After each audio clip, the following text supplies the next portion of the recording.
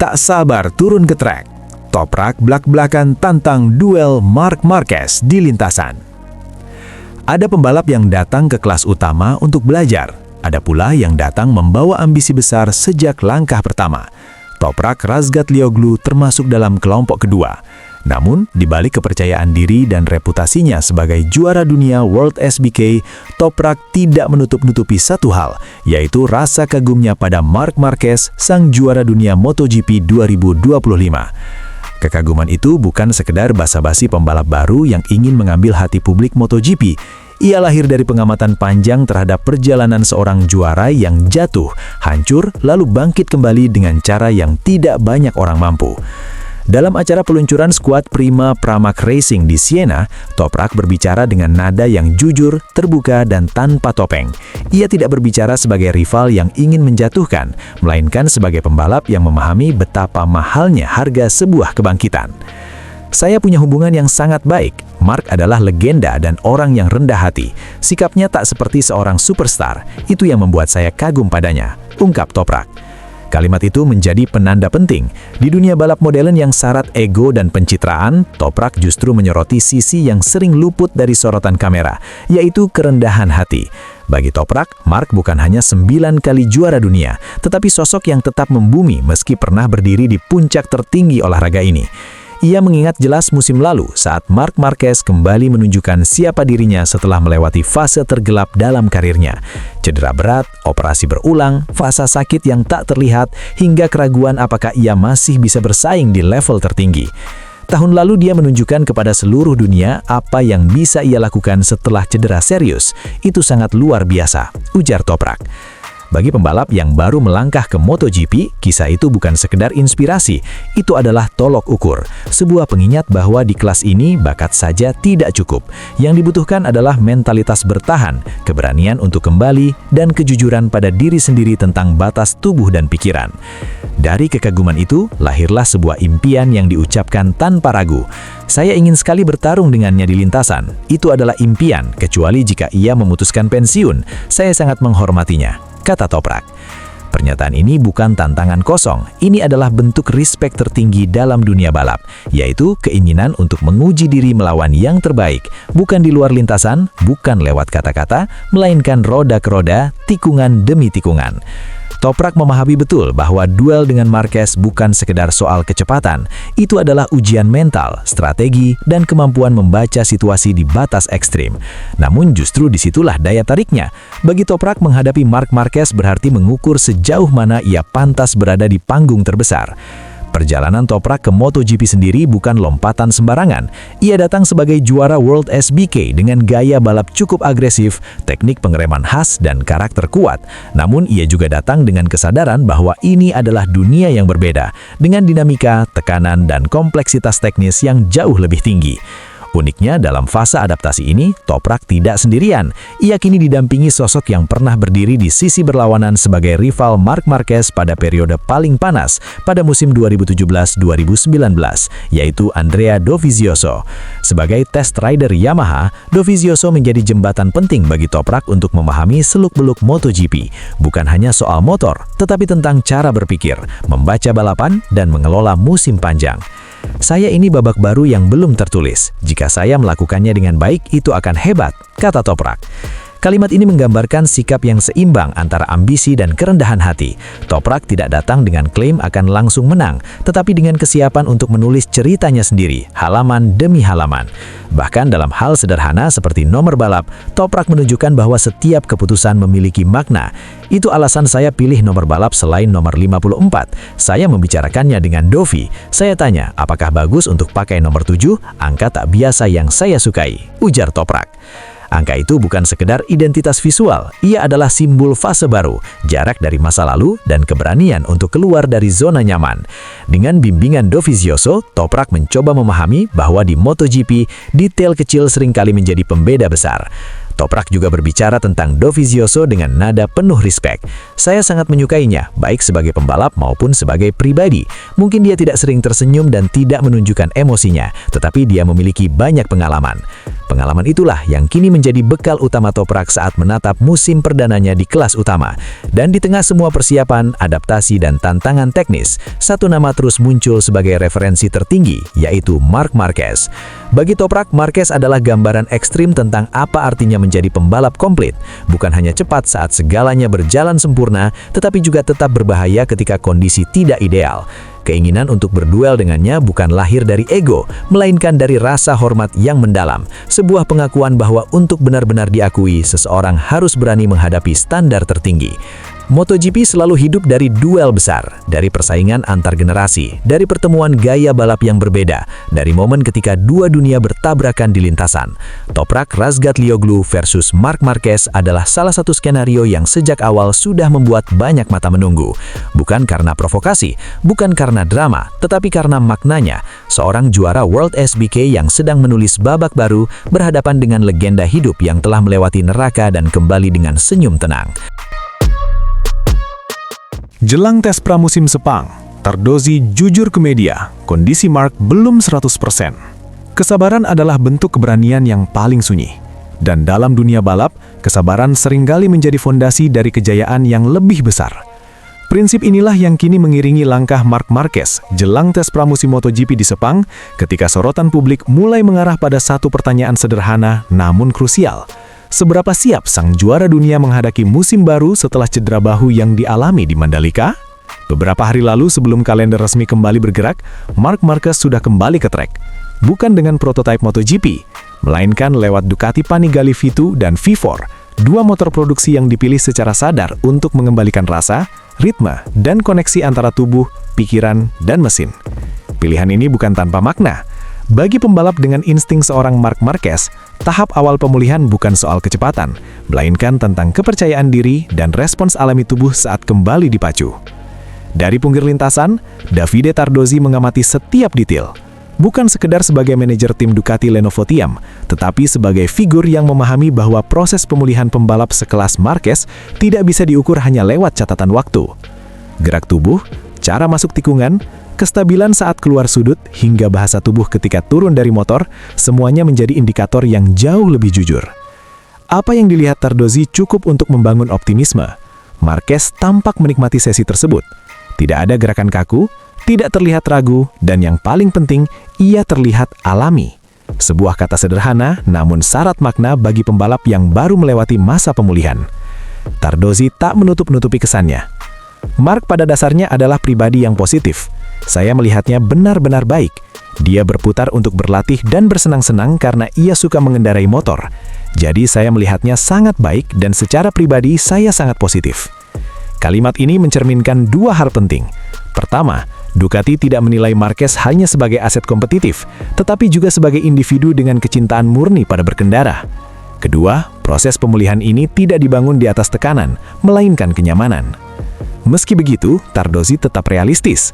Ia tidak mencoba membangun narasi bahwa semuanya sudah sempurna.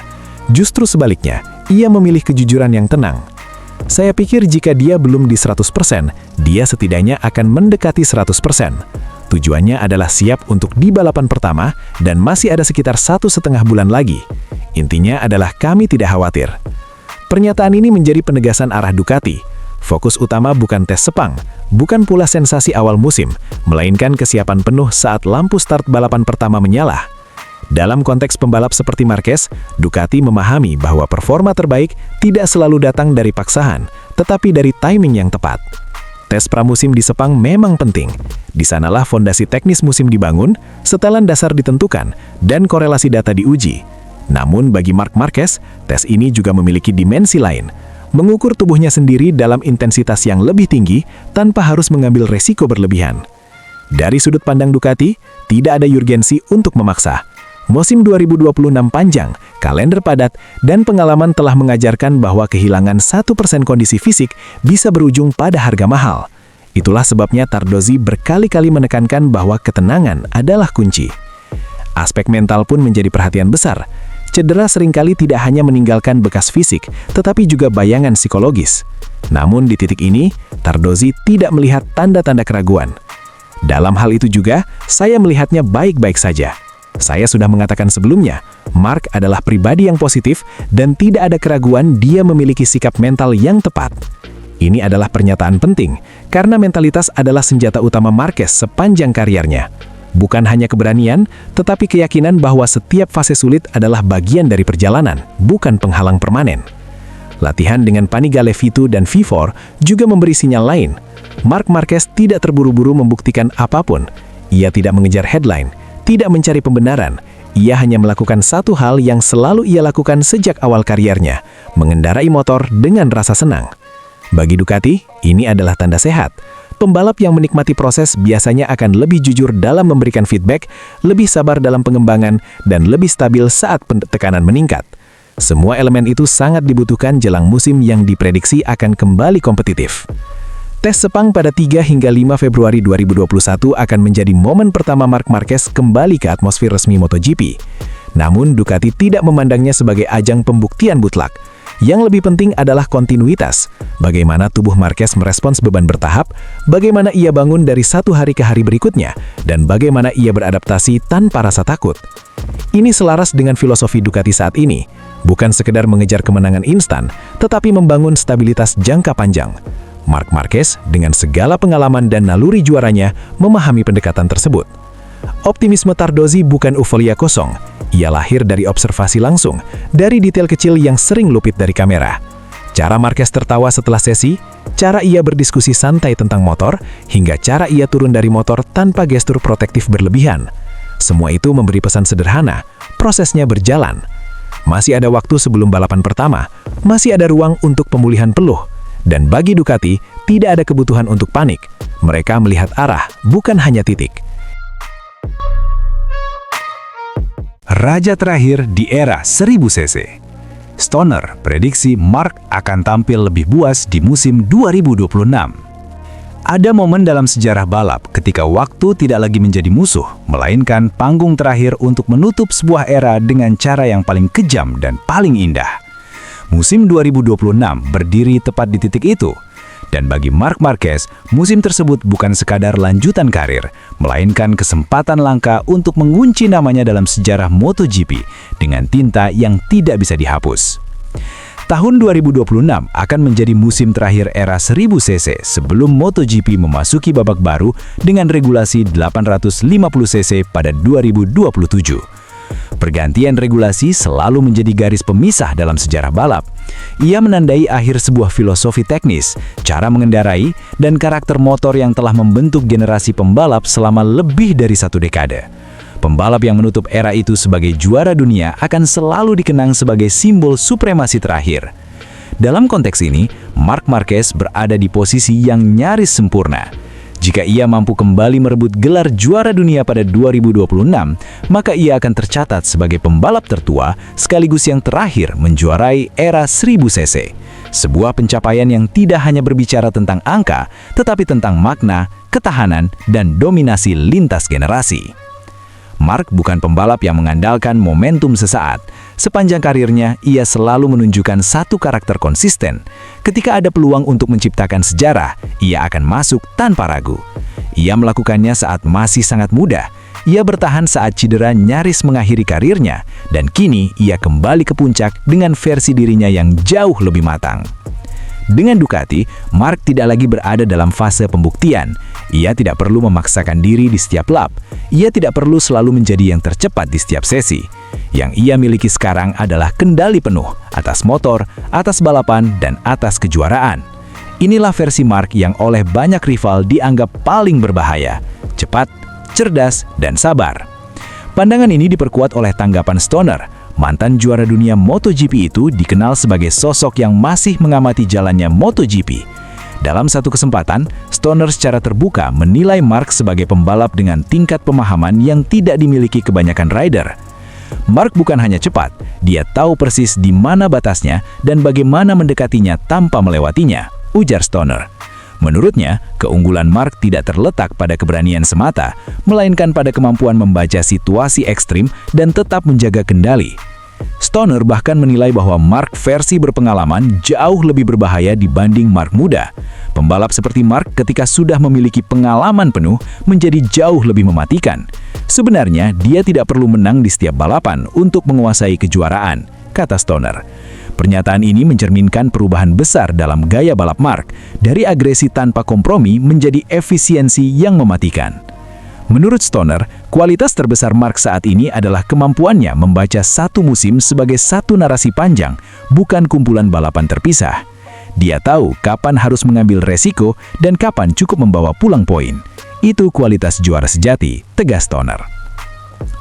Dalam konteks era 1000 cc yang akan berakhir, Stoner menilai bahwa pembalap yang menutup sebuah regulasi dengan gelar biasanya adalah mereka yang benar-benar memahami karakter motor tersebut secara menyeluruh. Tahun-tahun terakhir sebuah regulasi sering dimenangkan oleh pembalap yang benar-benar mengerti motornya, bukan yang hanya mengandalkan usia muda atau agresivitas. Saya rasa Mark akan berusaha keras untuk mendapatkan gelar di era terakhir regulasi 1000 cc ini, ujar Stoner. Mark adalah salah satu pembalap dengan pengalaman paling lengkap di era 1000 cc. Ia pernah mendominasi dengan motor yang sempurna, bertahan dengan motor yang tertinggal, menanggung cedera panjang, hingga kembali ke puncak bersama pabrikan berbeda. Semua fase itu, menurut Stoner, membentuk pembalap yang hampir mustahil dipatahkan dalam perebutan gelar. Ancaman Mark di musim 2026 bukan semata soal jumlah kemenangan, melainkan tekanan mental yang ia ciptakan. Kehadirannya yang konsisten di papan atas memaksa rival untuk terus berada di batas, dan disitulah kesalahan sering terjadi. Ketika Anda tahu Mark selalu ada di sana, Anda mulai memaksakan diri, kata Stoner. Jika Mark berhasil merebut gelar ke-10 pada 2026, maka ia akan menutup era MotoGP modern dengan cap personal yang sangat kuat. Bukan sebagai pembalap yang paling flamboyan, tetapi sebagai pembalap yang paling tahan uji. Musim 2026 dengan seluruh konteks sejarahnya akan menjadi ujian terakhir sekaligus panggung pamungkas bagi Marc Marquez. Dan jika semua potensi itu terwujud, maka dunia MotoGP akan dipaksa menerima satu kenyataan sederhana, namun pahit. Keganasan sejati tidak selalu datang dari generasi baru, tetapi dari seorang veteran yang tahu bahwa kesempatan terakhir seringkali adalah yang paling mematikan.